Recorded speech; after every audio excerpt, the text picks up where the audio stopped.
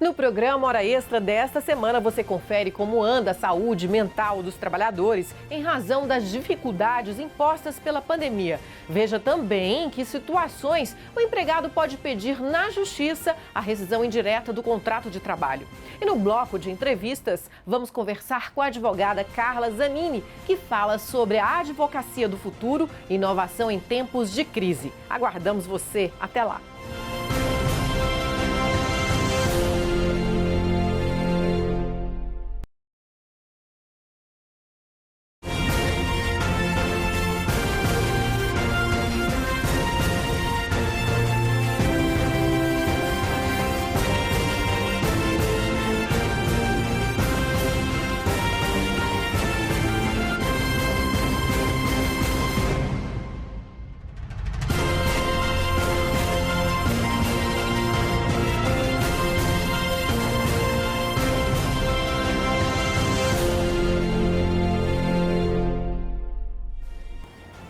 Começa agora mais um programa Hora Extra e nesta edição você confere como anda a saúde mental dos trabalhadores em razão das dificuldades impostas pela pandemia. Veja também em que situações o empregado pode pedir na justiça a rescisão indireta do contrato de trabalho, quando o patrão é demitido. E no bloco de entrevistas vamos conversar com a advogada Carla Zanini, que fala sobre a advocacia e inovação em tempos de crise. Hora Extra está no ar.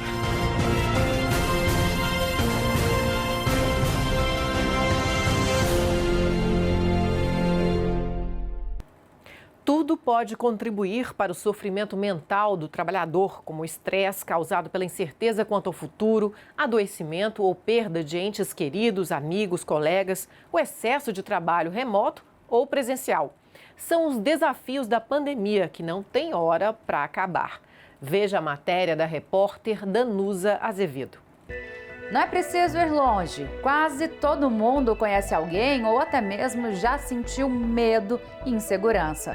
Sentimentos que ganharam força em 2020 diante da pandemia de coronavírus. Uma pesquisa realizada pela Universidade Federal do Rio Grande do Sul nos meses de maio, junho e julho de 2020 revelou que 80% da população adulta brasileira ficou mais ansiosa na pandemia. A conclusão é que as pessoas desenvolveram ou aumentaram os sintomas de estresse, ansiedade ou depressão. A média nos outros países é um aumento de apenas 30%. Tem dados de que a população brasileira é a população que mais está sofrendo por estresse, por depressão, especialmente por isso, né? Como você está falando, assim, são vários fatores que vêm em decorrência disso. As pessoas que têm que ficar em casa, pessoas que nunca pensaram em parar de trabalhar e pararam de trabalhar, então vem esse questionamento, assim, será que eu vou voltar? Né? Será que eu vou voltar a ser ativo um dia? Será que eu vou voltar a ter uma profissão um dia? Não só isso, além disso, os aspectos financeiros, porque essa questão financeira está muito preocupante, né? A Marina é psicóloga organizacional de um hospital em Goiânia e viu a pandemia mudar completamente a rotina e a vida de todos que trabalham por lá. Por isso, as ações para acolher e ouvir os funcionários neste momento são muito importantes e no hospital elas se tornaram parte do dia a dia. Esse tudo aqui dentro que faz tudo quando você passar. Meu olhar decora cada... Nós tivemos várias fases, eu acredito aqui. Naquele início, lá para março, né, abril, quando a gente teve aquele lockdown total, foi uma fase muito crítica, de muito medo de todo mundo, né? Mas, como você disse, a gente é uma área que a gente não pôde parar hora nenhuma, então a gente sentia isso dos nossos colaboradores, estavam todos aqui, todos engajados, e a gente tentava conversar muito com os nossos colaboradores, né? Ter essa abertura, porque muitas vezes a vontade era de estar em casa, assim, protegido. A Daniela, há 9 anos, é assistente administrativa no mesmo hospital que a Marina trabalha. Para ela, o período de 2020 foi o mais difícil no trabalho. Tudo isso pelo medo que tomou conta dos funcionários, que estão na linha de frente ao enfrentamento da Covid-19. Esse ano foi, do ano de 2020 agora, iniciando em 2021, foi bem difícil. Muito difícil. O que você sentiu? O que você sentiu dos colegas? Medo, a questão da insegurança por questão, como a Marina falou, referente ao emprego. Gente, será que eu vou permanecer na empresa, né? Essa questão do medo da gente trabalhar aqui, daqui a gente levar para casa, que em casa a gente tem a nossa família. Então teve muito. Acho que seria a frase, seria o medo. Sentimento que despertou sintomas em vários departamentos do hospital. A questão da depressão, como a Marina tinha falado. A questão, como eu te falei, referente à síndrome do pânico, né? Eu vou falar que eu senti. Eu pensei que eu estava preparada, mas eu não estava preparada. O respaldo da empresa, através da psicologia e ações voltadas ao bem-estar dos funcionários, é essencial para manter não somente a saúde mental de quem trabalha, mas também para manter o sucesso da empresa no mercado de trabalho. Essas ações que a Marina fez, que faz sempre, nos ajudou muito. Quando ela falou da musicoterapia, nossa, foi muito importante para a gente, mas muito mesmo. Porque a gente pôde pôr para fora o que a gente estava sentindo. Vamos mostrar na matéria a seguir como o empregado pode romper a relação de emprego sem perder as verbas trabalhistas previstas em lei. É a chamada rescisão indireta do contrato de trabalho. O advogado Edson Veras explica o que o trabalhador recebe se o pedido de rescisão indireta for deferido pela Justiça. O técnico de instalação Marcos Paulo trabalhou por 10 meses em uma empresa de telecomunicações, até que começou a ficar insatisfeito com algumas atitudes do empregador. Olha, foi o seguinte, a empresa fazia a gente trabalhar num horário fora, né, do expediente, a gente trabalhava até mais tarde, tinha uns pagamentos que eram para ser feitos, né, de acordo com a lei, eles pagavam para a gente receber em relação a INSS, esses direitos de todo trabalhador, eles pagavam por fora, né? E aí acaba que a gente ficava no prejuízo. O profissional conta que tentou entrar em acordo com a empresa para que ele fosse mandado embora, o que não aconteceu. Ele então recorreu à Justiça do Trabalho pedindo a chamada rescisão indireta. A intenção dele era receber alguns direitos. Receber meus direitos, né? Que é o auxílio de direção, a cesta básica, as coisas que eles não pagavam, hora extra, né? É isso aí que a gente procura receber. Mas a rescisão indireta vai além desses direitos que Marcos Paulo citou. Quando deferida pela Justiça, esse tipo de ação faz com que o empregado receba todos os direitos, como se ele tivesse sido mandado embora sem justa causa. A rescisão indireta ela tem por consequência, no caso do acerto idêntico àquele que o empregado receberia se a empresa mandasse ele embora sem justa causa. Ou seja, é o saldo de salário, é o 13º mais as férias, ele levanta o FGTS, inclusive com aquela multa fundiária de 40%, e ele tem direito também de se habilitar ao seguro-desemprego. O advogado Edson Veras explica que para pleitear a rescisão indireta não basta apenas que o empregado esteja insatisfeito com a empresa. A rescisão indireta, ela não é um substituto do pedido de demissão. Quando o empregado não deseja mais o trabalho, ele deve comunicar à empresa e se desligar, ele se demite. Ele não faz a opção de ou se demitir ou ingressar com a rescisão indireta. A rescisão indireta é quando há algum motivo que torna o contrato insustentável. Quando ele deseja continuar trabalhando, mas existe esse motivo que torne o contrato insustentável. O advogado ressalta, para que o caso seja considerado como rescisão indireta, é necessário um ou mais motivos graves. Quando o empregador passa a tratar o empregado com rigor excessivo, quando ela exige dele um trabalho superior à sua força ou proibido por lei, quando ela não cumpre as obrigações do contrato, por exemplo, não paga salário ou atrasa salário, tudo isso torna insustentável o contrato de trabalho. E o empregado, mesmo desejando trabalhar, como ele pode continuar se ele, por exemplo, não recebe salário? Então ele pode ingressar com a ação judicial pleiteando a rescisão do seu contrato de forma indireta. Os pedidos de rescisão indireta são bem frequentes na Justiça do Trabalho. Boa parte dos processos acaba em acordo, o que na maioria das vezes é bom para o empregado e para o empregador. Um acordo onde concilia o interesse do empregado em não ter mais o emprego e da empresa também de não ter aquele empregado que não deseja permanecer. E chega-se num denominador comum em relação a valores financeiros e faz um acordo. Por isso que boa parte das ações de rescisão indireta, elas terminam em acordo. Quando não tem acordo, a Justiça do Trabalho tem sido rígida em avaliar se existe um motivo realmente grave para a rescisão indireta. Se não tiver, a rescisão indireta ela é julgada improcedente.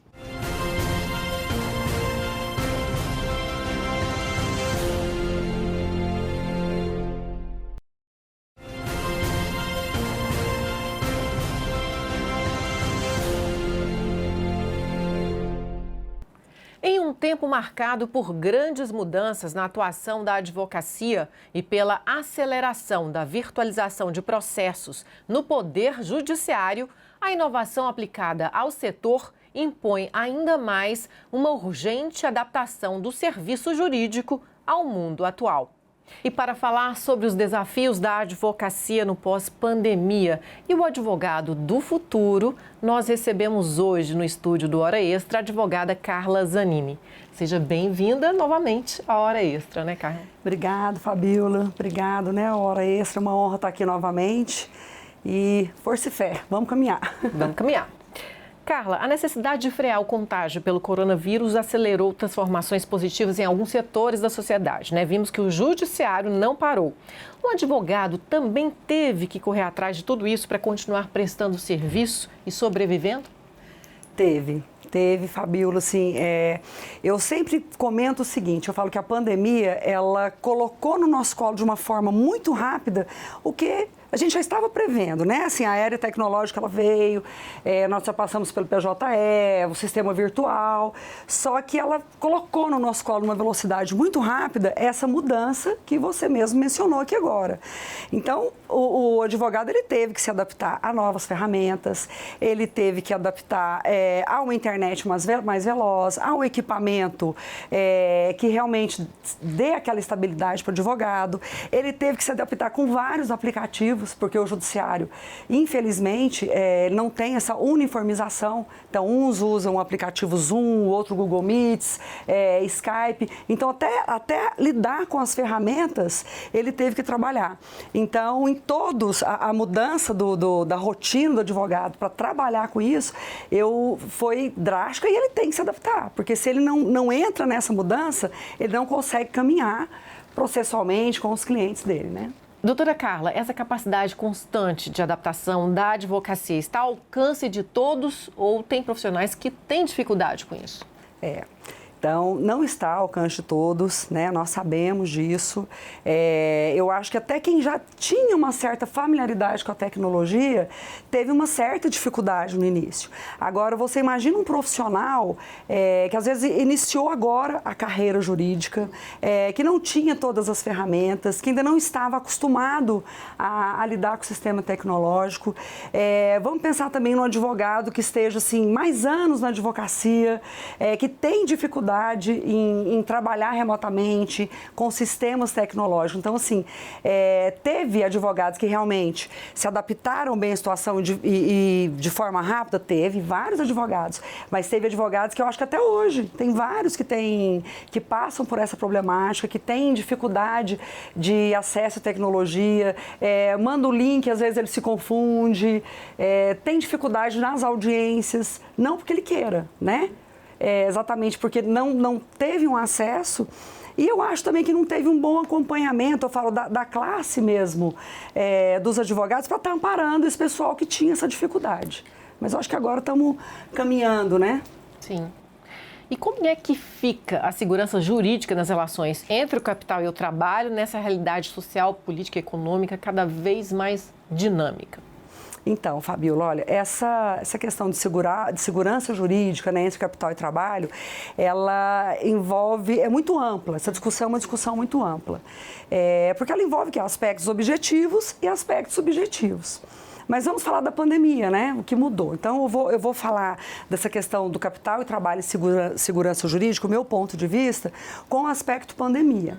O que aconteceu? Então, a pandemia veio, muitas empresas ficaram abertas apenas às atividades essenciais.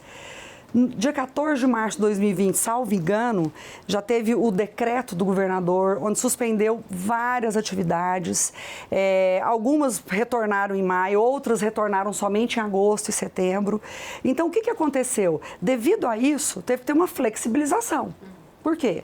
Por que essa flexibilização? Porque é a harmonia, nesse momento, do capital e do trabalho. Então, ela veio para... Peraí, vamos manter as empresas abertas? E como nós fazemos para as empresas ficarem abertas? A gente tem que manter os empregos. Então, é os dois. Para manter os empregos, as empresas abertas, o que nós podemos propor? Então veio a MP 936, né? Que colocou várias alternativas. Antes também veio a 927. Então, veio a suspensão do contrato de trabalho, redução do salário de jornada, veio a antecipação de férias coletivas. Então, teve essa flexibilização entre o empregador e o empregado. E mexeu em princípios constitucionais, essa flexibilização, qual foi a maior discussão entre capital e trabalho? Antes de eu falar até do aspecto de segurança jurídica. Todos falaram, não, peraí, mexeu em direitos fundamentais do trabalhador. Mas ela veio para quê? Nós estamos trabalhando, mexer um pouquinho nos direitos fundamentais do empregado, do trabalhador, para poder manter a empresa aberta. Então, era o que eu falo que era harmônica. E o que acontece quando a gente fala de segurança jurídica? Muitos empregadores fizeram seus acordos, aqueles que eram obrigatórios, né? Fizeram seus acordos diretamente com o empregado, sem a anuência do sindicato. Então, ao meu modo de ver, eu acho que isso realmente não tem uma certa segurança jurídica. Agora, a partir do momento que o empregador, ele utilizou da MP, das ferramentas, né, que a gente teve para suspender, da flexibilização, e ele fez esse aditivo, ele fez esse instrumento, ele, o empregado, o trabalhador, juntamente com o sindicato, ou seja, estou aditivando aqui, flexibilizando, estou fazendo a redução, estou fazendo a suspensão, ou a rescisão do contrato de trabalho, porque a empresa realmente não conseguiu sobreviver. Se ele fez com o sindicato, eu entendo que tem que ter uma segurança jurídica nisso. Por quê? O empregador procurou o sindicato que representa a categoria do trabalhador, firmou um acordo garantindo aquilo que foi discutido, então aquilo ali, para mim, tem que ter uma segurança jurídica. E, infelizmente, vários desses acordos que foram feitos até com o próprio empregador e trabalhador estão sendo discutidos hoje no judiciário. Por quê? Porque a MP e a lei, ela deixou brechas, né? Agora, o ponto de vista da Carla Zanini, advogada, eu acho que neste momento de pandemia que nós estamos vivendo hoje, o essencial o que é? Temos que fazer uma flexibilização, temos que estar fazendo alterações para manter a empresa aberta, para manter o posto de trabalho ativo. Vamos procurar um sindicato, vamos achar a melhor forma que garanta uma segurança jurídica para ambas as partes. Com certeza, doutora Carla. E audiências, sustentações orais, né, tudo migrou para o mundo digital. Quais as maiores dificuldades, desafios na realização dessas audiências telepresenciais? Mas essa pergunta você responde no próximo bloco. Nós vamos para um rápido intervalo. Hoje estamos conversando com a advogada Carla Zanini sobre a advocacia, os desafios na pandemia, no pós-pandemia e o advogado do futuro. Não saia daí, voltamos já.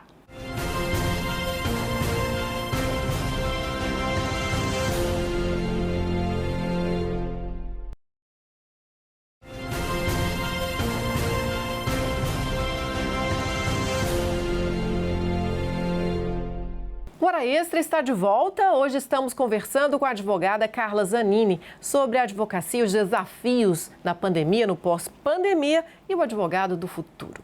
Doutora Carla, audiências, sustentações orais, né? Como eu havia perguntado no bloco anterior, tudo migrou para o mundo remoto. Quais as maiores dificuldades nessas audiências telepresenciais para o advogado? Então, Fabíola, eu acho que as maiores dificuldades de início foi exatamente aquela questão que eu pontuei para você na primeira pergunta. É aquela série de ter vários aplicativos. Então, acho que tinha que uniformizar. vamos usar um aplicativo só e pronto. Qual foi a segunda dificuldade? Eu realmente adaptar. Peraí, como que eu vou ouvir as partes na audiência? Como é que eu vou me reportar ao juiz numa audiência telepresencial? Então, teve várias dificuldades no início, mas depois eu acho que até a própria magistratura, os servidores, a gente foi se adaptando. A maior dificuldade que se encontra hoje é você ouvir uma testemunha numa audiência de instrução, ou seja, às vezes você não sabe se aquela testemunha está sendo instruída por um celular, se ela está com um bilhetinho ali com resposta, se realmente ela está no ambiente dela. Tem vários magistrados que filmam o ambiente, enfim. Mas o que eu falo? Eu vou te falar até como Carla, advogada. E eu sei que vários advogados discordam de mim. Eu sou totalmente favorável, tá? Fabíola, eu acho que você economiza tempo, você economiza dinheiro, eu acho que a produtividade, ela aumenta. A gente tem que caminhar, vai ter dificuldades, vai. Conversa com o servidor, ele te dá um apoio. E o que eu tenho para dizer? A má-fé e a boa-fé, ela existe de forma presencial e de forma telepresencial. E o magistrado, ele é bem treinado para isso, tá? Com certeza. Nós vamos agora ouvir a pergunta da advogada, sua colega, Bruna Pisa, que vai falar sobre mais ou menos esse assunto também. Vamos lá.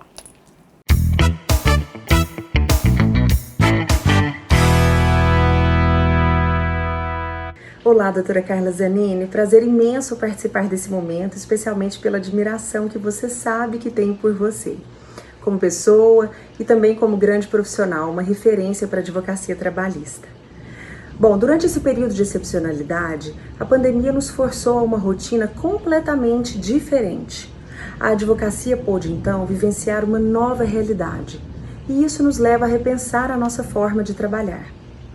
Durante esse período de isolamento social, parece ter ficado evidente que os escritórios conseguem sim funcionar com uma estrutura física mais enxuta. As reuniões que antes aconteciam no escritório agora acontecem virtualmente ou mesmo em espaços abertos. Essa nova dinâmica, inclusive, amadurece um conceito que já vinha crescendo: o conceito de escritórios compartilhados, reuniões em cafés, ou seja, o conceito de se trabalhar fora do ambiente tradicional de um escritório de advocacia.